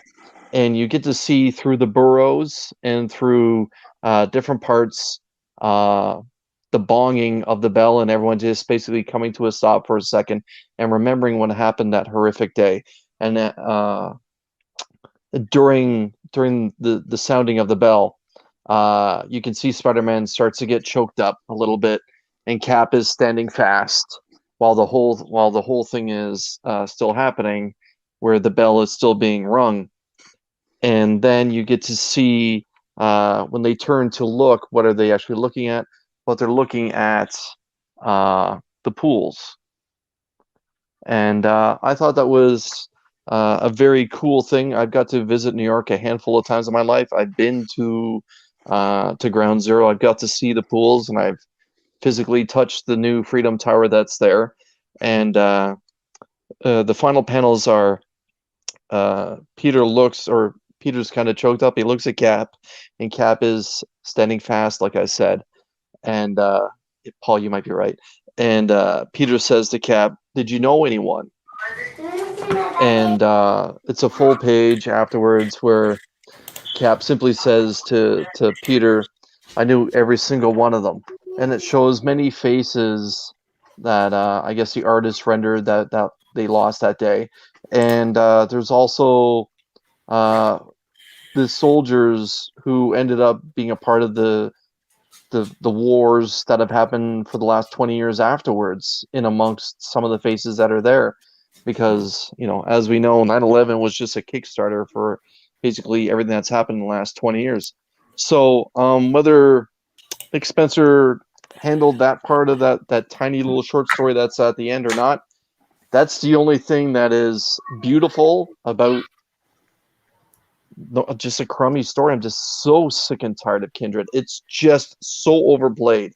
Like, we're talking back in the late 40s and 50s of this particular run. We're at 73 right now, and it's still going on. Like, enough is enough with Kindred. It's just time to go. Whether it's Kindred and a little bit of Sin Eater, Kindred, a little bit of the Sinister Six, Kindred and something else. I'm just sick of it. Like, enough is enough. Enough is enough. What a waste of Mark Bagley, too. And again, I'm sure there's some comic book readers that like Kindred. Maybe I would too if he had just a 2 or 3 issue run or 2 or 3 issue arc. But I'm sick of it, and it's changed. I'll never buy, outside of ASM, I'll never buy, or Spider-Man story, I'll never buy another Nick Spencer book again. Never. Unless it's ASM. Yeah, but again. He said yeah. Yeah. Flo says it's his final FU before counting his Substack stacks. I'm assuming Substack followers. He's going to be going broke really quickly because no Spider-Man fans are going to be following him there. And again, like I mentioned before, and I'll say it again on Mark's channel, the best thing that ever come out of Nick Spencer's run on ASM is issue 55, and that's only because of the goddamn covers. The Gleason covers. I know I make everything about art, but I've been watching month by month the Kindred pages drop, and at first, man, it's Mark Bagley, so people are just snapping it up. The first few issues, it almost seems like a year and a half ago now, I bet. The first few issues hit, and they'd be sold out in one night, and now there's back stock starting to. I'm seeing some of the same pages again and again, and it's like, oh, and this is Bagley. I mean, Mark Bagley's a pro. He can draw Spider-Man in his sleep, but when his pages for a Spider-Man book aren't moving, you really got to question how people are perceiving the product, Like, nobody wants to remember Kindred. That's bad. Yeah. Back to Infinite Frontier, which isn't bad, which is actually really good. Oh, so good. Mm-hmm. What was your take on it, Becker? What did you think of this issue? Well, we don't do spoilers here. No, this is a full spoiler show. This is full spoiler. Yeah, it's Wednesday. The Flash stuff at the end was awesome. Yeah. So the question was in the chat. What do you think happened to him? So we had him run into Pariah on a horrible Earth where apparently it all started for Pariah back in the day. And he walked up to Barry and he touched him, and Barry flashed to it looked like he died, just like he did in the original Infinite Crisis. Like, he just goes down to skin and bones, and then the light flashes, and then he wakes up like Ben-Day dotted with his family around him, like happy as a lark. And then you see Pariah holding a world in his hands with like a flash lightning bolt over it, saying we're all going to be happy now. So all I can assume is Pariah's got something going on where he's, I don't know, putting people into like false worlds just to try to keep the peace. I mean, I'm sure that And I believe that world, it said Earth Flash 1. Earth Flash 1, so a new world that we haven't seen yet. So for him to, and it's like an idyllic Flash world. What we had, Jay at the table, his wife. I think his mom was there, even serving him dinner or something. Yeah, it's great. I can't wait. So he says it looks, like that's what I was saying with the paneling. When you actually see him like dissolve, it looked just like it did in the original Crisis when he ran through the monitor's machine or the anti-monitor's machine and just whittled away. I wish they would have never brought him back, honestly. Barry, I do too. Honestly, that was such a perfect moment, like Barry became the Uncle Ben of D, because they stuck with it for so long. And that's why Wally's my Flash, is because they stuck with it. I grew up with Wally being. I did too, yeah. For Netflix, Into the Spider-Verse? Okay. Mark Waid's run on Wally West Flash was so good. And that's one of those things that, like how you said, that was like a perfect moment. And do y'all remember the Flash 100-page giant, the 80-page giant, how they're doing that for all the DC heroes in the last 2 years as they're hitting those milestones? For a while, Dell'Otto had a variant for all of them. And that's the cover I got for the Flash one, was a 1980s cover that Dell'Otto did. And it's Barry standing on the machine, like with one foot in front of the other, chest out, just looking out, like right before he takes off for his last run. And like you just get goosebumps, man, just looking at it, because that was such a huge moment. And like you said, they kind of wasted it. And I think Chris and Rob were kind of talking about it on Slab Hub, is like the intentions for comics versus like how they are now, where everything's so written in stone and you want to just keep the norm. So all these characters coming back to life all the time. Back in the day, they didn't necessarily intend to keep it like that. There wasn't an established norm that they had to do. So it was almost like a soap opera, like it's just ongoing and forever changing. And we've kind of gotten stuck in this rut where so many people are big fans of just this character or that character that they don't want to lose any money or get rid of anybody like long term, because you don't want to lose out on that piece of your franchise, Right. That's why the whole Death of Wolverine thing, we all knew it was going to be a scam. Why even go down that road? Why nobody go down that road? Yeah.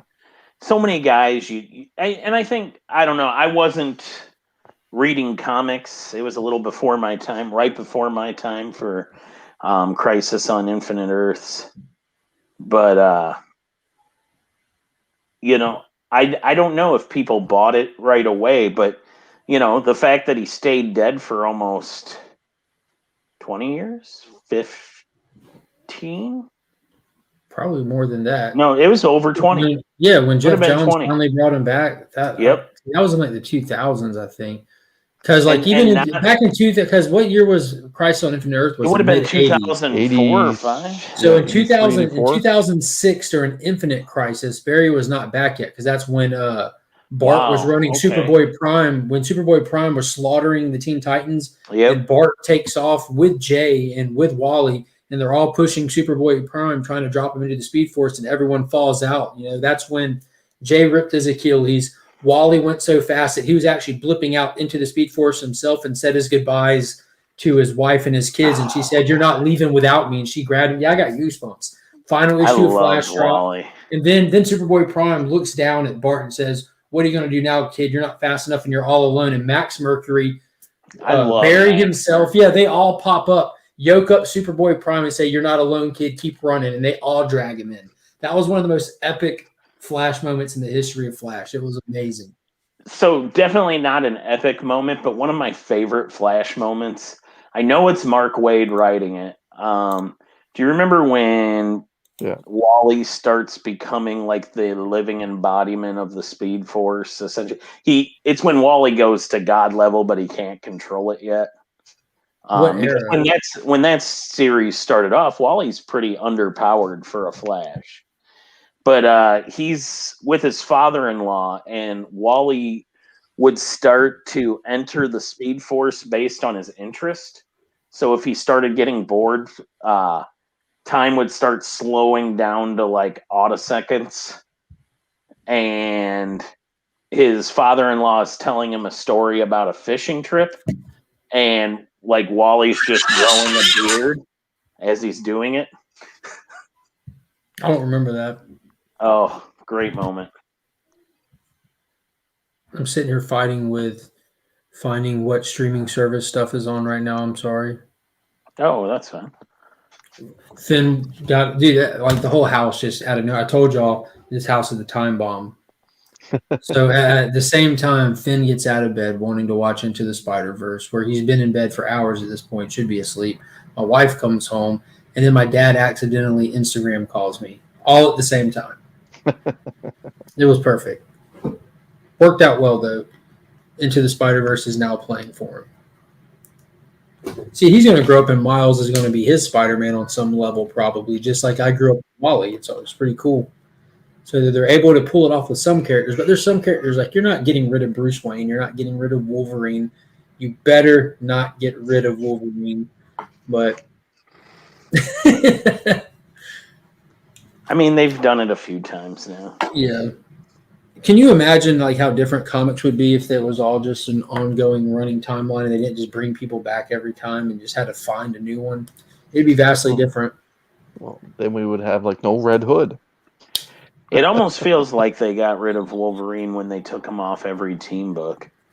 Remember for a while there when he was in like 9 titles a month? Oh, yeah. The Avengers, the X-Men, the Savage Avengers. He would The joke new about Avengers, it. It became a running joke. Like that was also an era when the biggest Marvel properties outside of comics, was the Sam Raimi Spider-Man movies and the 20th Century Fox X-Men movies. So they were all over the place. Spider-Man was selling hot cakes. You had Amazing Spider-Man, Friendly Neighborhood Spider-Man, the new web. Like there were so many Spider-Man titles, and Spider-Man was on the Avengers with Wolverine. Yeah. So now that when Marvel started doing their MCU thing and they didn't have X-Men, they just crapped on X-Men. They crapped on Fantastic Four. If they didn't have the movie rights, they were tanking. They sure did. The comics wasn't there even an edict you could not create new X characters? Yeah. Well, and they flat out stopped printing the Fantastic Four. You know, like a foundational piece of Marvel entertainment. I was pretty mad. I was pretty mad at that time. Go back and, like, X-Men was always the book they messed with, though. Like, they always made stupid rules. Like, the rule that Claremont was told he had to write X-Men like a kid could pick it up. This is in the early to mid-'80s. That didn't last long. But it lasted long enough for some really terrible dialogue where they said, Claremont had to write it in a way that any kid could pick up any issue, no matter what part in a series it was or anything, and understand what's going on. Oh, yeah. Which leads to one of the dumbest moments when Sunspot and Nightcrawler are fighting in Asgard, and Nightcrawler explains Sunspot's power to Sunspot. Yeah, that happens a lot. That is like go pick up, God, what was it? It was the Endless Winter event that happened last year. Yeah, that was a Jim Shooter thing. You're right, Taylor. And in the first issue, like I pointed it out when I was reading, that's just an easy go-to one for it. But Endless Winter Part 1, every character that shows up on the page has to say the name of the character who's next to him. You know what I mean? That's just so whoever's reading, if they're new, knows who these people are. Instead of them just putting the little back in the day, and every now and then now you still see like sidebars or that you open the page like Bendis's first issue that he jumped on Justice League right now. The very first page of it isn't the story; it's a page with all the characters and their names next to it.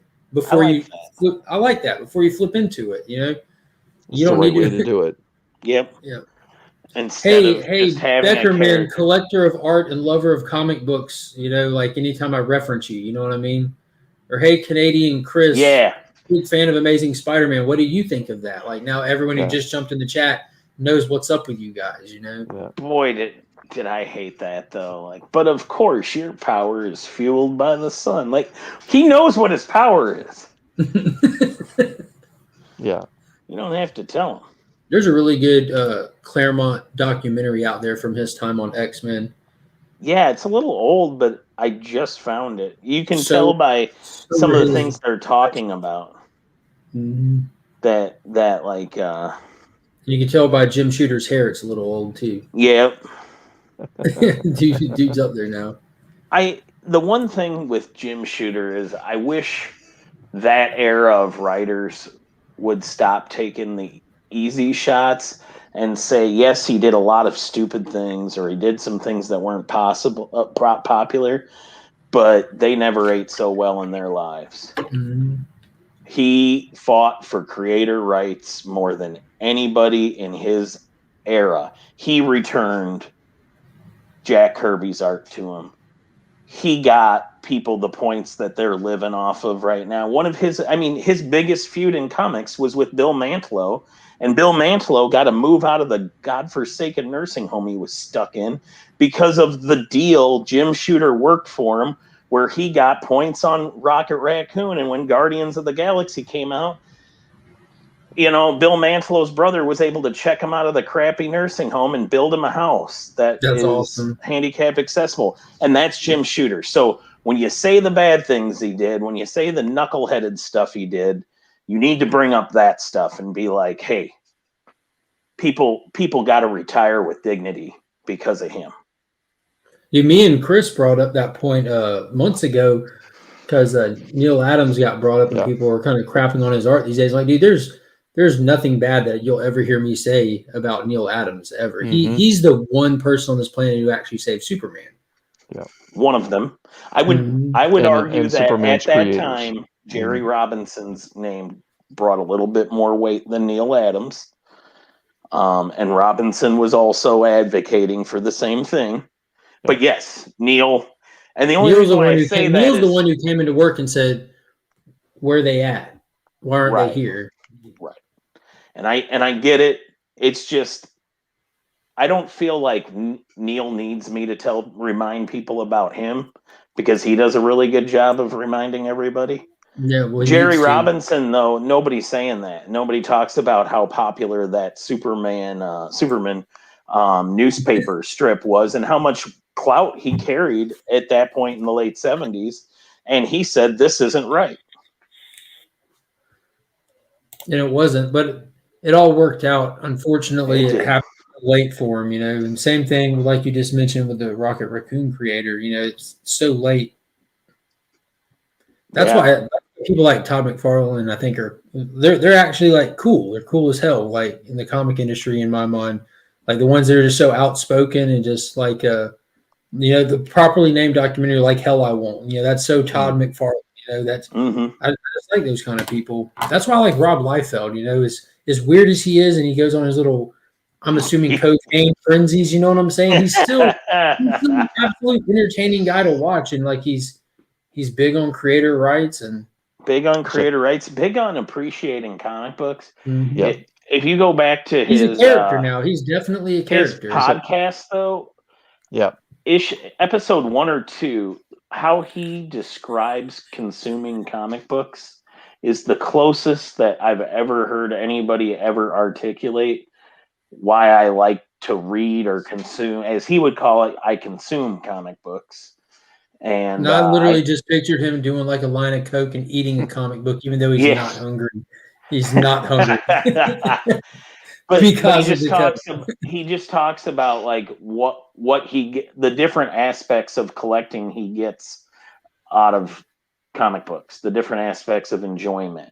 There's the having it and filing it away. There's the initial reading of it and the consumption of it, where pulling you it off the take shelf, it in. the whole process. Yeah, and he went through it step by step, and I was just like, wow, like I was riveted for like 20 solid minutes, just hanging on every word. Like, yes, you're making so much sense to me right now that it's got me concerned about me. Like, because usually you're batshit crazy, and I'm a little worried to keep doing this while you talk. But yeah, I do want to address Taylor real quick. A lot of the characters in this, Taylor, were pulled out of obscurity, like intentionally. Now, a lot of the heroes that you see in this from the multiverse, you're going to have to go back to New 52 content to really find them. And some of it's Earth 2, Earth 3 too. yeah, exactly. The New 52 Tom Taylor run of Earth 2, and then the World's End that he did. That this show actually got I lended the name from the Tom Taylor's follow up to Earth 2 that he did. It was just one story. It just went from Earth 2 to World's End, and I love that story. But then it went into the whole what was it called, Multiversity or something for a while. Yeah. But as far as the villains go that you see, they were pulled out of obscurity. They were taken off the shelf and dusted off, and a lot of them I'm not super familiar with. But that's part of actually what is so enjoyable about it is just the slew of characters and stuff that you're just getting bombarded with, and you're getting to – it's fresh, you know what I mean? You're getting to learn about them as you go. And just like the heroes that are being confronted with them, they don't recognize them either. You know, so it kind of played well for me. I like that tie-in Taylor just said. Shooterism. Yeah. And honestly, you know, it probably would have hit better with me, but when I read a lot of those X-Men books, I was 20. Mm. When I went back and read the Claremont run in its entirety. I would have been like 19 or 20. So as an almost adult, you know, I guess it dragged. It didn't hit the same, yeah. It didn't hit the same. But if I had been a kid when I read it, and I think Mars Comics says like when he read it, you know, he was younger, so it probably was helpful. Or she, sorry. I don't know who everybody is yet. It's okay, we forgive you. We didn't know that Mars was she until Mars dropped a contest entry video some months ago and showed off some books. I think that a lot of the old books that I read, because I went back and read some Jimmy Olsen books not too long ago, and anytime you read old stuff, you really have to you got to let the dialogue go and just find the story underneath it all. Because for one, the dialogue is not really relevant as much these days either. The stuff they're talking about, and then the way that they talk, it's just it's easy to kind of cut out a huge section of comics if you're going to really worry about like the dialogue being smooth or the panel work being like it is today. I don't have a hard time separating the eras and being able to enjoy them though. But sometimes it can get really, really goofy, and you have to really work for it to get the good story out of it. At least for me, I do.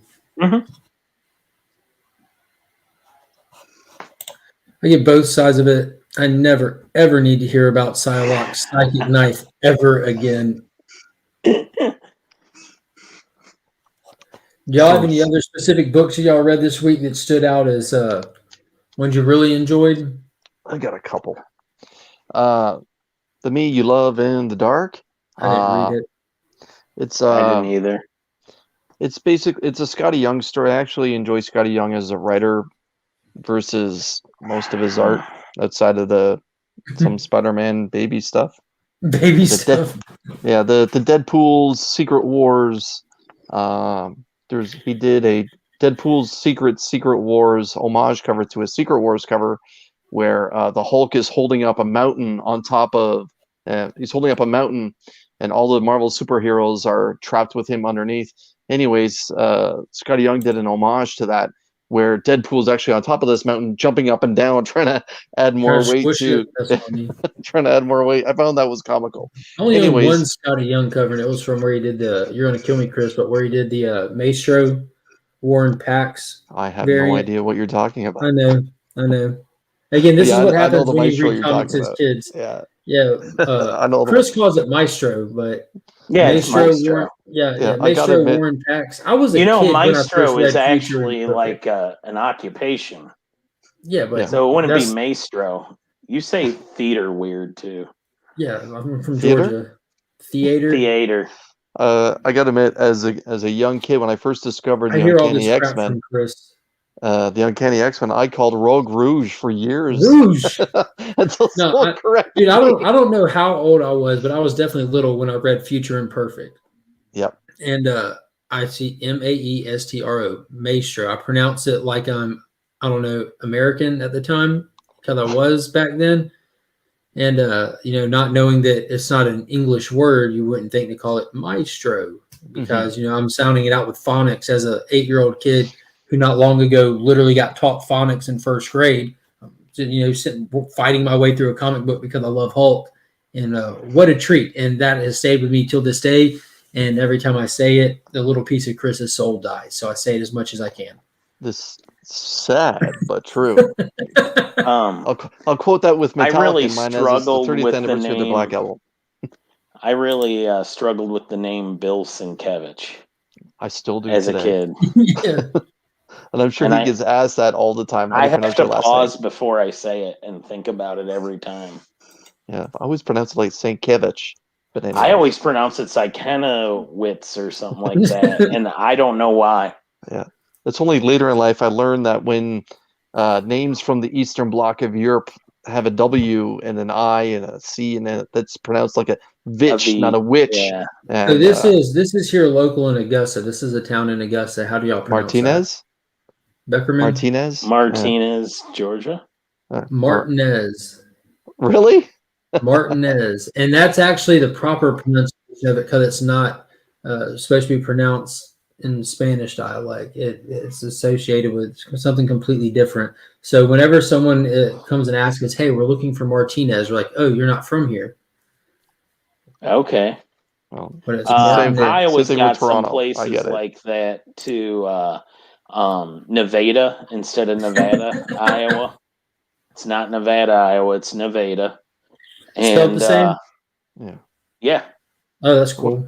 What about that state there, Arkansas? What about that one? Arkansas.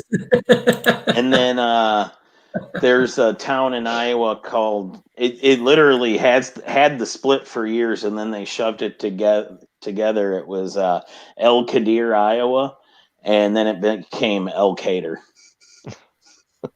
Wow. Anyways, the me you love in the dark is basically a story about this painter who moves to a haunted house, or she rents a haunted house because she needs some quiet time to try and get some paintings out. Her agent's really busting her down that she needs to pump out some work. And in the first issue, she discovers that the place really is haunted. She rents it out on a lark. And in the second issue, there's more dialogue between her and the ghost that seems to be there. And at first, she thinks it's hilarious. And then when it's time for her to do her, personal things as a woman, she's not keen on the idea. So you see her like covering up when she's trying to take a bath and trying to stay private.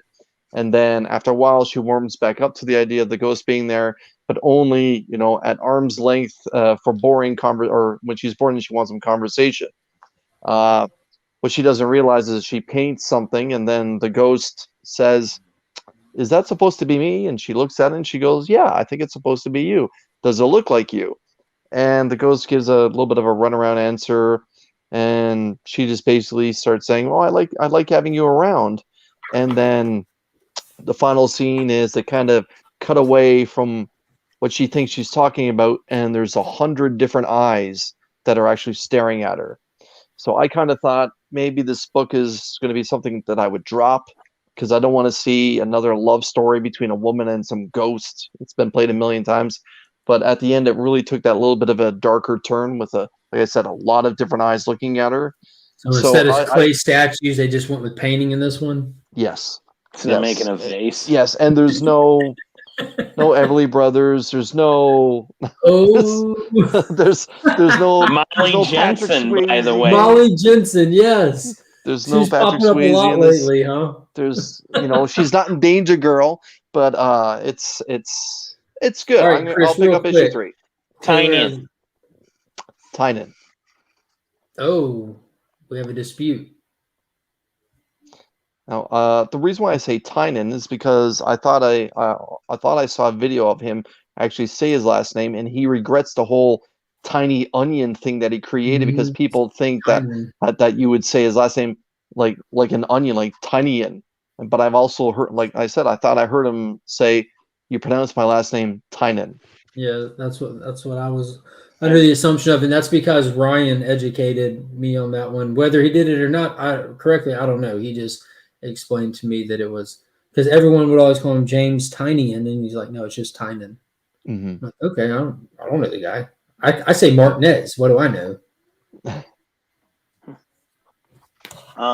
How about this one was one of my early Boom. Taylor Yep. confirms it. Tynan.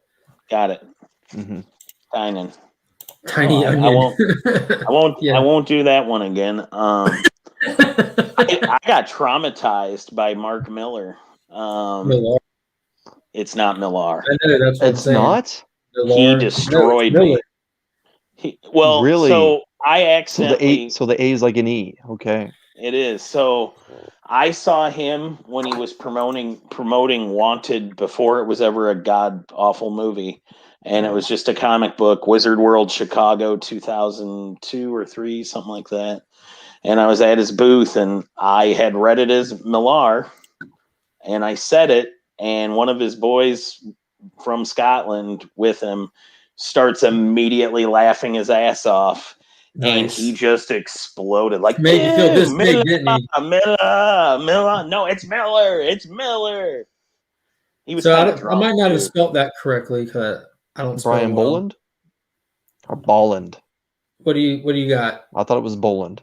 What do you Okay. got? Hoarder's Hide. Scott, you liked Wanted? I like the movie as well. I hadn't read the curving comics. piece of. Have you ever read the comic book? No, I just said I haven't read it. Real quick, Oh. what do you got for Brian here?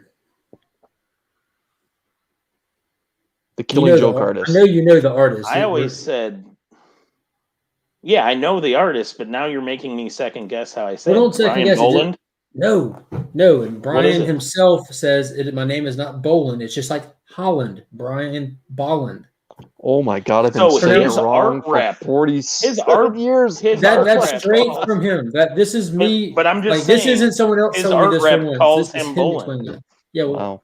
I don't know about his art rep, but yeah, that's and weird. Brian himself explained it in an interview, and he likened it to the word Holland. It's Bolland. Brian Bolland.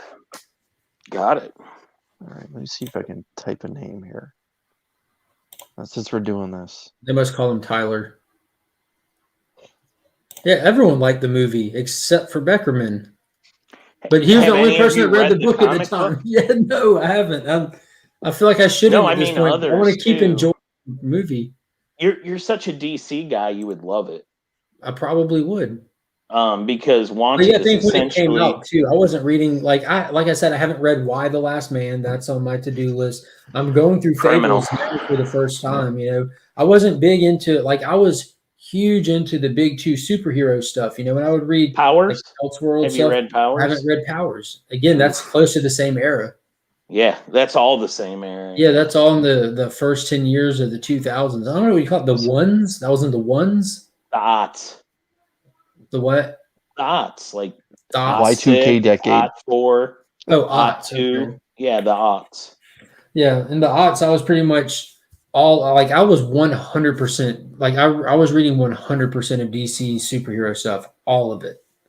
Like, and same thing for like Marvel at the time. I was also working at my LCS, so I was, I was reading the stuff there in the store, working and talking with customers and selling stuff. But I don't know. So Wanted is all about. I just saw the private chat. I pronounced my name Tyler Glass, not Tyler Sucks. Yeah, Fables, dude. I'm loving Fables, and I don't know if y'all were here earlier when I first started working at the LCS back in high school. The manager there at the time told me I needed to read Fables and Why the Last Man, and I'm just now getting around to either of them 17 years later. Wanted was the DC universe if the villains won. All right, I'm trying to retype this into the chat itself. All right, here we go. Next word up. Now everyone pronounces it, and I'm not familiar with this one at all, so I'm just going to pronounce it. Okay. I know everyone says Carrie Andrews, correct? Okay, I can correct everyone on this. Okay, but that is what they call her, right? Carrie Andrews. Is it Carrie? Incorrect. Mike, you want to shot at this one? Take a swing. I think I've heard you say it, and I think you might have been the one to correct me on it because I was doing it wrong. Yep. So say it one more time. Okay. Because Mr. Andrews is Canadian and he does a lot of shows in and around Toronto. He actually is from British Columbia.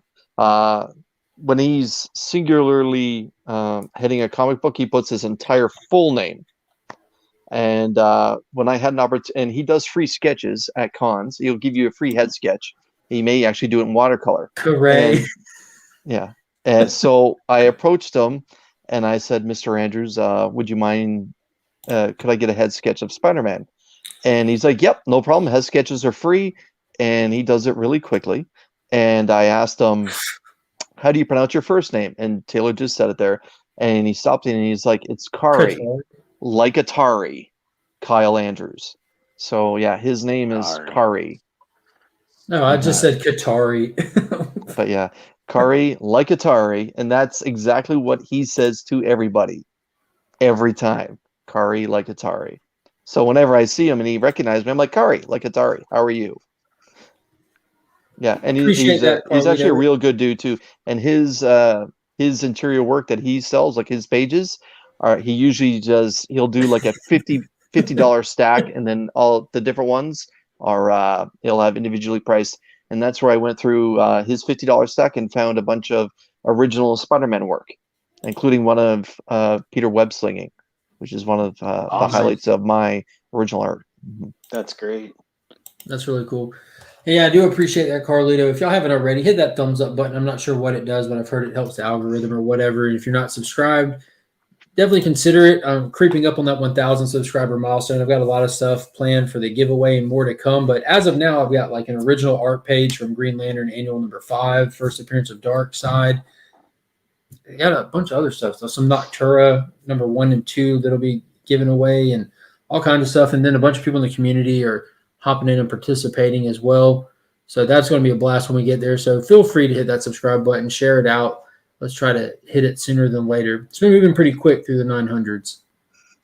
Got two subs today. But yeah, but it's hitting, it's 1 minute to 11 o'clock, and I do have to work at 5 o'clock in the morning. So I am going to wrap it up tonight. I appreciate Rob being on if you're watching on the rewind while you're smoking your meats. Chris, as always, it's a blast, brother. And Beckerman, thank you so much for coming in, man. That was very last minute. As soon as I saw you in the chat, I'm like, dude, we got to get him in here. We didn't review as many comics as normal, but this has been a blast. This was really fun. And if y'all were wondering what's going on with those comics, I suggest going and picking up and reading them. And coming back next week because we'll talk about more then. But until next time, as always, I'm Mark, but we are Legion.